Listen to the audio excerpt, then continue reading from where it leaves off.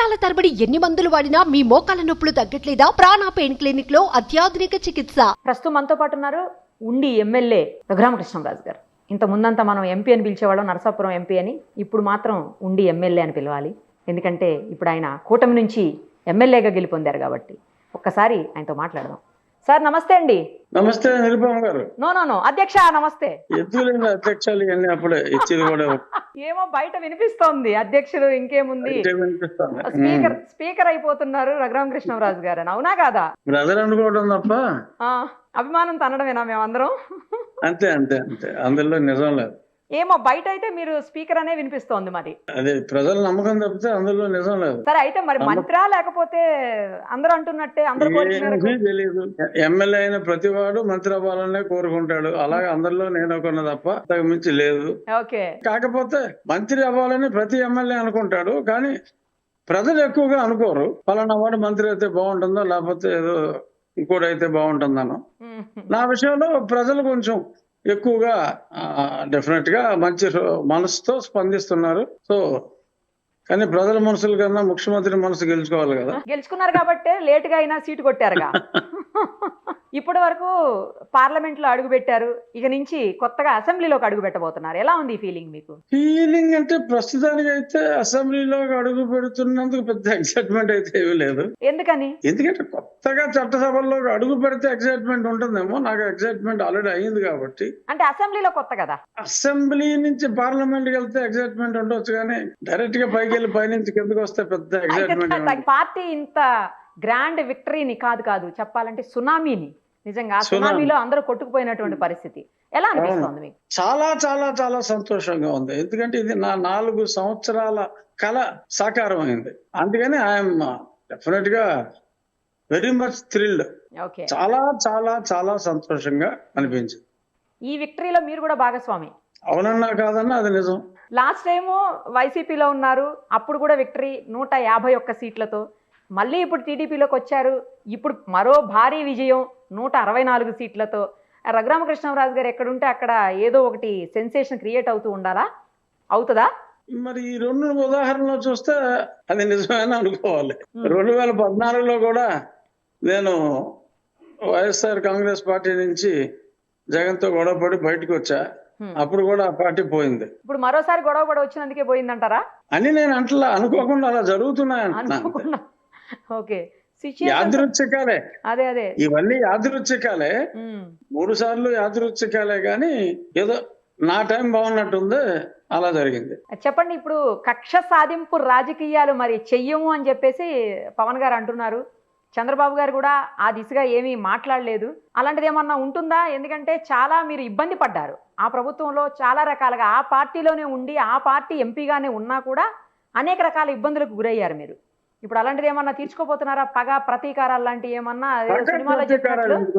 వాళ్ళు చట్టానికి వ్యతిరేకంగా నన్ను గట్టిగా కొట్టారని చెప్పి నేను పగ ప్రతీకారం అని చెప్పి వాళ్ళని నేను ఎలాగా కొట్టిస్తాను? అది కరెక్ట్ కాదు. వాళ్ళు తప్పు చేశారని చెప్పి నేను బాధపడి ఆ తప్పే నేను ఎందుకు చేస్తా? కానీ వాళ్ళు తప్పు చేశారు కాబట్టి ఆ తప్పుకి చట్ట ప్రకారం ఏ శిక్ష ఉందో ఆ శిక్ష విధించే వరకు విశ్రమించాం. వాళ్ళకి ఆ తప్పు చేసిన వాళ్ళకి ఆ శిక్ష పడేలాగా చేయకపోతే ప్రజలు డెఫినెట్ గా నన్ను క్షమించరు. నువ్వేంటారు ఏదో పెద్ద పోటీగాడు అనుకుంటే, నిన్ను కొట్టిన వాళ్ళు కూడా, నిన్ను కొట్టిన పోలీసులను కూడా నువ్వేం చేయలేకపోయావంటే అది నాకు చిన్నతనం, నన్ను నమ్మిన ప్రజలకు చిన్నతనం. సో వాళ్ళైతే వదిలేదు లేదు. చట్ట ప్రకారం ఒక డైలాగ్స్ కూడా వినపడుతున్నాయండి రఘురామకృష్ణరాజు గారు ఎమ్మెల్యే గారు. ఏమని వినపడుతున్నాయో తెలుసా? సమరసింహారెడ్డి లాగా ప్రతీకారం తీర్చుకుంటారా, సీమశాస్త్రి గారు లాగా సైలెంట్ అవుతారా అని. మళ్ళీ ఇక్కడ కూడా ఈ రెడ్లు శాస్త్రులు కూడా ఎందుకు, కానీ రఘురామరాజు లాగానే నేను చేయవలసింది చేస్తా. ఓకే, అదే చట్ట ప్రకారం ఏదైనా కూడా బ్రాకెట్ లో చట్ట ప్రకారం. బ్రాకెట్ లో నా చట్ట ప్రకారం అయితే అవసరమైతే వాడతారు, లేకపోతే లేదు. లేదు బ్రాకెట్ ఉంటుంది. అంటే ప్రతిదానికి చెప్పక్కర్ లేకుండా బ్రాకెట్ లో పెట్టేసుకోమని. రైట్. ఎప్పుడు ప్రమాణ స్వీకారం ప్రభుత్వాన్ని? 9 అని పేపర్ లో చదివా. మాకైతే అఫీషియల్ గా కమ్యూనికేషన్ లేదు. ఇప్పుడు ఢిల్లీ ఇంకా మానేస్తారా? కంప్లీట్ గా హైదరాబాద్ లో ఉంటారా, లేకపోతే ఉండి ప్రజలకు అందుబాటులో ఉంటారు? ఇంత ముందంతా మీరు ఎక్కువగా ఢిల్లీలోనే ఉండేవాళ్ళు. ఇప్పుడు అంటే అప్పుడు పరిస్థితులు వేరు, అప్పుడు దుర్మార్గ పాలన. ఇప్పుడు మా పార్టీ అధ్యక్షుడు కాబోయే ముఖ్యమంత్రి వర్యులు ఇప్పుడు మరి ఢిల్లీ ఎన్డీఏ మీటింగ్కి వచ్చారు కాబట్టి నేను ఎయిర్పోర్ట్లో ఇక్కడికి వచ్చి ఉదయం ఎయిర్పోర్ట్ లో ఆయన రిసీవ్ చేసుకోవడం జరిగింది. ఓకే. ఇంకా నా మిత్రులు కొద్దిమంది ఉన్నారు, మిత్రులను కలిసి రేపు మళ్ళీ విజయవాడకి నా తిరుగు ప్రయాణం. నియోజకవర్గంలో అందుబాటులో ఉంటారా లేకపోతే హైదరాబాద్ లో ఉంటారా? మళ్ళీ నియోజకవర్గం ఉండి నియోజకవర్గ ప్రజలకు అందుబాటులో ఉంటాను. హైదరాబాదులో ఉండను. మీరు ఎంత ఎక్స్పెక్ట్ చేశారు? ఇంత ఇంత అనుకున్నారా? అసలు అనుకోకుండా ఇది రీచ్ అవుతున్నారా? అంటే నేను తరచూ నా రెగ్యులర్ రచ్చబండలో కానీ వీటిలో కానీ నేను చెప్పింది 125 least of the least. Yeah. 150 దాటినా ఆశ్చర్యపోనవసరం లేదు అని అన్నమాట పదే పదే చెప్పా. కానీ 164 అన్నది నేను ఎక్స్పెక్ట్ చేయను. నేను ఎంతసేపు 150 దగ్గరే ఫిక్స్ అయ్యా.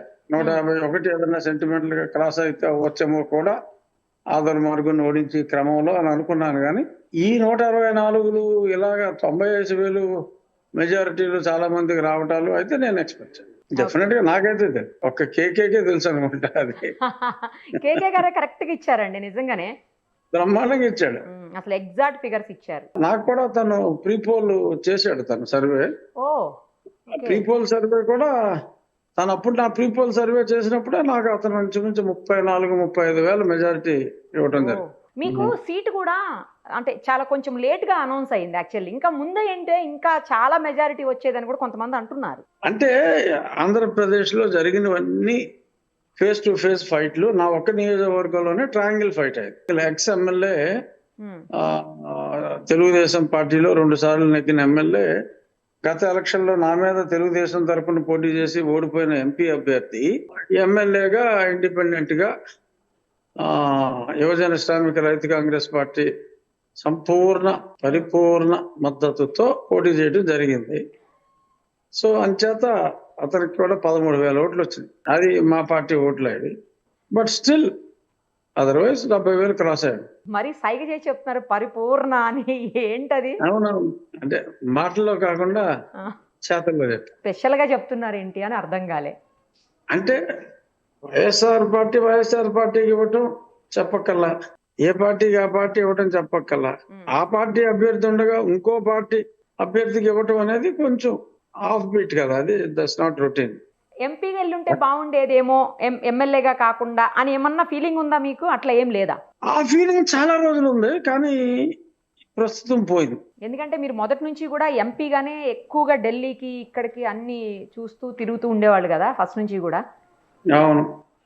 ఇప్పుడు సడన్ గా మీరు ఉండికి అసెంబ్లీకే పరిమితం అయిపోవాల్సినటువంటి పరిస్థితి. ఇప్పుడు పెద్దగా అవసరం ఉండదు మీకు ఢిల్లీకి వెళ్ళేది. పెద్దగా ఏముండదు, డెఫినెట్ గా ఉండదు. అంటే రాష్ట్రానికి సంబంధించి కేంద్ర మంత్రులను కలవాల్సిన అవసరం డెఫినెట్ గా ఉంటుంది ఇక్కడ నిధులకి. ఎందుకంటే కేంద్రంలో మంత్రులు ఎవరున్నా కనీసం 50% నాకు క్లోజ్ గా నన్ను పేరు పెట్టి పిలిచేవాళ్ళు. నేను కూడా చివరిలో ఒక జీ అని యాడ్ చేసినా నేను కూడా చక్కగా పేరు పెట్టి పిలిచే వాళ్ళే ఉంటాను. Okay okay. అంచేత డెఫినెట్ గా నాకు నా ట్రిప్స్ ఉంటాయి డెఫినెట్. ఇప్పుడు కేంద్రంలో ఎన్డీఏ ప్రభుత్వ ఏర్పాటుకు కూడా చాలా కీలకమైనటువంటి పరిస్థితి ఇక్కడ టీడీపీ అలయన్స్ అనేది. సో ఎలా చూస్తారు దీన్ని, ఎలా ఫీల్ అవుతున్నారు దీనికి? ఏముంది, హ్యాపీ ఫీల్ అవుతున్నాం. డెఫినెట్ గా మన ఎంపీలు ప్రముఖ పాత్ర వహిస్తారు కాబట్టి, మా పార్టీ ప్రముఖ పాత్ర వహిస్తుంది కాబట్టి రాష్ట్రానికి ఎక్కువ మంచి జరిగే అవకాశం చాలా ఎక్కువగా ఉంటుంది. ఓకే. సో అది డెఫినెట్ గా మరి తెలుగు ప్రజల అదృష్టం. జగన్ గారికి ఫలితాలు ఆశ్చర్యం కలిగించాయని, ప్రజల పక్షాన నిలుస్తాం, మాకేమీ పోరాటాలు కొత్త కాదు అని చెప్పేసి ఆయన నిన్న ప్రెస్ మీట్లు అన్నారు. మీ స్పందన ఏంటి? ఏడుస్తూ అన్నాడు. ఒక్క మాటలో చెప్పాలంటే అది ఈ ఫలితం నిజంగానే అంతు చిక్కని ఫలితమా ఇది? అంటే 150 దాకా ఎక్స్పెక్ట్ చేసాం. ఆ పై 15కి మరి జగన్ అంత ఫీల్ అవ్వక్కర్లే. ఎందుకంటే అతను ఎంతసేపు అతను ఒక అబద్ధాన్ని పేపర్లో రాయించుకుని పొద్దున్నే ఆ పేపర్ చదువుకుని అదే నిజం అనుకుని భ్రమలో ఉన్నాడు. నేను ఒకసారి చెప్పా కూడా రచ్చబండలో, అరే సాక్షి పేపర్ చదవడం మానేరా బాబు నువ్వు, నీకు అన్ని నిజాలు తెలుస్తాయి. ఆ సాక్షి పేపర్లో అబద్ధాలు రాసి అది చదువుకుని అదే నిజం అనుకున్నాడు పాపం. కానీ మరీ కనీసం ప్రతిపక్ష పార్టీ హోదా కూడా దక్కనంత స్థాయికి పడిపోతుంది వైసీపీ అని ఎప్పుడన్నా ఎక్స్పెక్ట్ చేశారు? 6 ఎమ్మెల్యేలని 7 ఎమ్మెల్యేలను లాగి ప్రతిపక్ష హోదా కూడా లేకుండా చెయ్యాలి అని చెప్పి అతను ప్రయత్నించాడు. సో దేవుడు పరిశుద్ధ ప్రభు అది పరిగణలోకి తీసుకుని అతనికి శిక్ష విధించాడు. దేవుడి స్క్రిప్ట్ మాకు 151 అని చెప్తా ఉంటారు రెగ్యులర్ గా వాళ్ళు. అదే దేవుడి స్క్రిప్ట్ ఇది. ఏ చంద్రబాబు నాయుడు గారికి ప్రతిపక్ష నాయకుడు హోదా రాకుండా చెయ్యాలి అని ఎమ్మెల్యేలు లాగాడో ఉమ్, ఆ ప్రతిపక్ష హోదా లేకుండా ఆ పైన ఆ భగవంతుడు చేశాడు. వై నాట్ అది జరిగింది. 175 అనేవాళ్ళు ఎప్పుడు వాళ్ళు. అదే అదొక ఊత పదంలాగా అయిపోయింది. ప్రజాస్వామ్యంలో కూడా అలాంటి ఆలోచన రాకూడదు. ఒక డెమోక్రటిక్ పార్టీని రన్ చేస్తూ ఉమ్, ఇంకొక అపోజిషనే ఉండకూడదు, ఏ ఎమ్మెల్యే నెగ్గకూడదు, నేనే ఉండాలి, అన్ని సీట్లు నేనే ఉండాలి అన్న ఆలోచన రావటమే దరిద్రం. ఉమ్, ఆ ఆలోచనని పదే పదే వల్లివేయటం ఇంకా దరిద్రం. ఉన్న మనసులో ఉంచుకోవాలి కానీ ఆ వచ్చిన వెధవ ఆలోచనని అన్నిసార్లు వల్లివేయటం అనేది ఇంకా దరిద్రాతి దరిద్రం. అందుకనే ప్రజలు ఆగ్రహించారు, మమ్మల్ని అనుగ్రహించారు. సీట్లు తగ్గినా కూడా పర్సంటేజ్, ఓట్ల పర్సంటేజ్ అయితే బాగానే వచ్చింది అన్నట్లు కొంతమంది కామెంట్ చేస్తున్నారు. ఇప్పుడు అన్నీ సులకానందం అంటారు, నా దగ్గర ఉందని. ఈ ఆల్మోస్ట్ ద డిఫరెన్స్ ఈస్ 30%. 62% నాకు వచ్చింది, 32% వాళ్ళకి వచ్చింది. అలాగే 30% డిఫరెన్స్ లో కనీసం ఒక 30 పైగా స్థానాలు ఉన్నాయి. ఉమ్, ఈ 175లో 30% gap between YSRCP and Telugu Desam or allied party um, కనీసం 30 స్థానాల పైన ఉన్నాయి. ఉమ్, 30% డిఫరెన్స్. సో అయినా ఇంకా లేదో తక్కువ శాతం ఉంది, అది ఇది అన్నట్టు దాని కారణం మనం జనరల్ గా అదే పార్టీలో ఉండి అదే పార్టీని 3-4 ఏళ్ల పాటు విమర్శిస్తూ ప్రెస్ మీట్లు పెడుతూ రచ్చబండలు పెడుతూ రకరకాలుగా అటాక్ చేసింది మీ ఒక్కళ్ళేనేమో మేబీ. ఇప్పుడు ఇక అవన్నీ క్లోజ్, ఏం లేవు. ఇప్పుడు ఓడిపోయిన వాళ్ళందరూ అటాక్ చేస్తున్నారు పాపం మా పార్టీని. ఏం చేస్తున్నారు? నేను అప్పుడే సరిదిద్దుకోవాలని చెప్పా, ఆ, అప్పుడు వాళ్ళందరూ నన్ను తిట్టారు.